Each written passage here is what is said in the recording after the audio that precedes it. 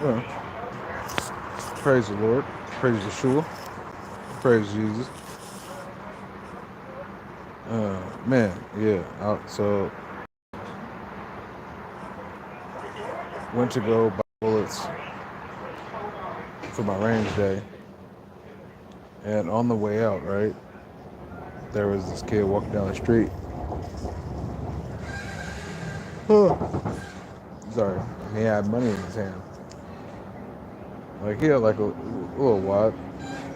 It wasn't no like money. Like it wasn't no money, but I mean it was enough. You know, if you're a person without money or a tweaker, and then you're looking at a kid, or I mean anybody that's just hungry. But yeah, so I told him to put the money in his pocket. That's just things that I do. And he was saying something about like it was school money or whatever, which that does not matter. And we ended up like we started talking, and it's like there's different like levels of kids and things like that. And I asked him about God, and specifically I always ask people if they believe in God, and then I clarify with, do you believe in Jesus? Because there is a difference. You know, folks don't want to really go for the Jesus talk because they don't want to be held accountable. But that's fine. And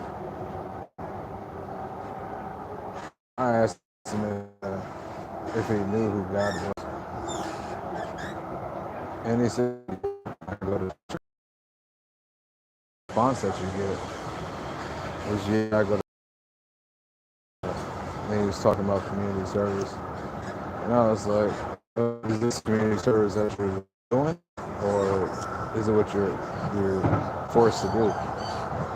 He just blew it out. Everything blew. He got a Seattle hat on, and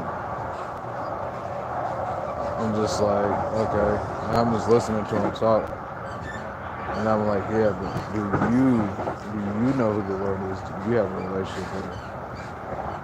And this has just kind of been something that I've been just on for like the last few days. Is I'd say 80% out of everything that people have told us about Jesus, most of the time is wrong. And I'm just going based off my walk and being in the church and not having the understanding or the want to be there, right? And with all of that, and then growing up and learning who the Lord is now and the way I'm raising my daughter, it's really not what was taught to us and indoctrinated into us and forced to do the things just because this is what we do. No, that's all that's doing is making a bunch of lukewarm Christians. That's all that's doing. When people are forced to go to church and it's just a routine, this is what we do on Sunday and all of that. Uh, yeah, unless you build a relationship with them, you have to build a relationship with them. Because going to church won't matter. It won't. And, I just told him, to build his relationship with the Lord because at 15, 16, if you can build your relationship with the Lord, but at 15, your heart is pretty callous. You're in the world. You're in the world at 15. I was in the world at 15. Like, I was doing a lot. 15, 16, yeah, I was doing a lot. But also, there was never an older influence or anything like that to tell me anything different. And I would say a chunk of the issue. Sorry, it's loud. I would say a chunk of the issue is the church. Because I was talking with this guy, right? His name was Aaron. He was a vendor today, and he's a brand new believer, right? He's been a believer for a month, and I'm like, oh, praise the Lord. And his hands were like shaky, and I know what that shake is. That shake is from not drinking. And so I had brought up my drug addiction, and then I just kind of started talking about, how God took those things, took the want and the helped me to through addiction. And he was talking about how he was raised in church, but he didn't like the way that the how people in the church would treat one group of people, but then would treat a group of people bad, which makes sense. That's what happens in the churches. Now, I'm not saying don't go to church. That's not what I'm saying. But that is the thing, and that was one thing that he had said was, "Aren't we supposed to love thy neighbor?" Yes, we are. And I was like, that is the difference, because there's going to be a fine line. And that's why I don't go by Christian. It's really rare that I say I'm a Christian. I don't say I'm a Christian because I'm not. I'm a believer and I'm a follower. There's a big difference. Christian's not even in the Bible like that. I think it was said like once, and it was a bad term. It was like dropping the N bomb. Y'all are Christians, but I mean, yeah, Jesus all called us followers and believers. So, I mean, that's what I'm sticking with. And then another thing too, like Christians have a terrible name, but I think people forget that Christians, believers, and followers, everybody, we're people. Now, unless you were like constantly filled with the Spirit, and that'd be the thing too. People don't be filled with the Spirit. You can tell when a person's filled with the Spirit. Like you can just tell. That's why you tell. That's why you're supposed to test the Spirit by the Spirit. Like there's a lot of things that I could do with confrontations that I get into, but I don't do those things because I know in my heart, if I were to go back to the way I used to act, I'm not filled with the Spirit, or I'm not. I'm not following what the Lord has called me to be, and we're called to be better. Mm, it's a slippery slope, but I tell you, looking at the younger generation it's terrifying because there isn't any guidance. There's no there's no guidance. Then it's like, everything is go, go, go, go. Like kids can't be kids no more. You can't. You Ben can't whoop your kids, but spare the rod, spare the child. Like, well, one, parents were already like slacking on whooping their kids. I could have had a lot more whoopings, period. And that's just what it is. I could have had a lot more. Back in the day, they weren't having that. They weren't having that back in the day, right? So that's why our parents were like, "Oh yeah, I ain't doing that," because I know, dad gonna tear me up when I get home.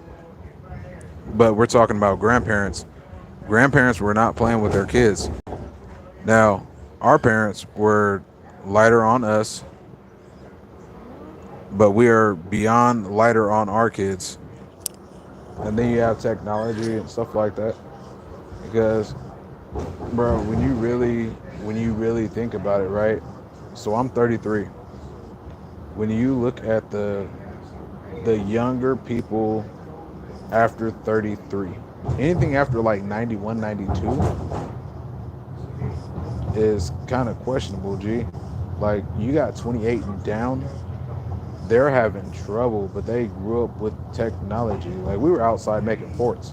You know what I'm saying? Like, we were outside, like, meeting other kids, and we knew the people that were, like, in the 3 block radius. Like, we knew where all the kids were. But once the technology came in, and, like, it's really bad now with, like, iPads and all that kind of stuff. It's really bad now. And then you wonder why you have all these super active, like, hyper overstimulated kids. They can't release the energy. Oh, he has ADD, all this other stuff. No, he doesn't. He just need to run. Like, yeah, we had kids that were like that when I was younger, but there was like 1 or 2. And I tell you, them was the runners. Them was the ones you wanted on your football team. Like, they had all the energy. They could get smacked hard and continue to go. We had this kid named Wes, right? And he was just like what's the little kid that was on Charlie Brown that had all the little bugs flying around him? Wes was like that. Wes was broke. Wes didn't have no money. But he was dope. He was down for whatever. I tell you, you want to go jump off something? Hey, Wes is going to do it. You could even mention it. He ain't going to care. He just whoop. He's not tripping. But I mean, it's kind of like a whatever thing. But I tell you, if you are anything of that age and lower, man, you gonna be in trouble, boy. I tell you, because the nothing ain't there. It's not there. And I was just talking about this. I want to say I was talking to my dad about it. But you know, when you look at the kids that are 28 and lower, if they're not training or something like that, 28 and lower, they've never been punched in the mouth. You know what I'm saying? There's not really a respect thing unless they're training for that, like something like that, like they do jiu-jitsu or something like that, boxing. They're not getting into confrontations and getting punched in the mouth for talking slick. See, back in the day, you talk slick, somebody go punch on you. They don't have that no more. Everybody's equal. No, but everybody's not equal. There's always going to be somebody bigger. There's always going to be somebody badder. And you know what? That's the phrase that's not brought up no more. There's always somebody better. They don't talk about that no more. Like, that's everybody's equal. Everybody's not equal. It's impossible. It can't happen. I tell you, just looking at society, man, I tell you. And it seems like what I'm really convinced of is our government, right? Okay, so everybody 28 and down, they're whatever they are. They are waiting for my generation to die off, because the next set of kids, like, well, my kids, and within that 28, right? You might have like 5% of people that are really like listen to their parents, and that's what they believe in, and that's what it is. You can't tell me nothing different, right? So if you have that 5% and you kill that 5%, I don't know if I can say that. I might get flagged. YouTube is always flagging. But if they off them, right? Oh man, tripping, slug bug, cream. But say that happens, right? They're gonna get that 5%, and then they're gonna off them. That means all those other kids and all those other young adults, they're going with whatever is being said. They're not gonna try to fight, because they're comfortable with just following suit. That's where the technology is bad. Oh, if we could have just throw them all in a a warehouse and played Cocomelon or something. I don't know. But I'll tell you, it's a really oddball situation. Let me get off here because I need to pay attention to stuff.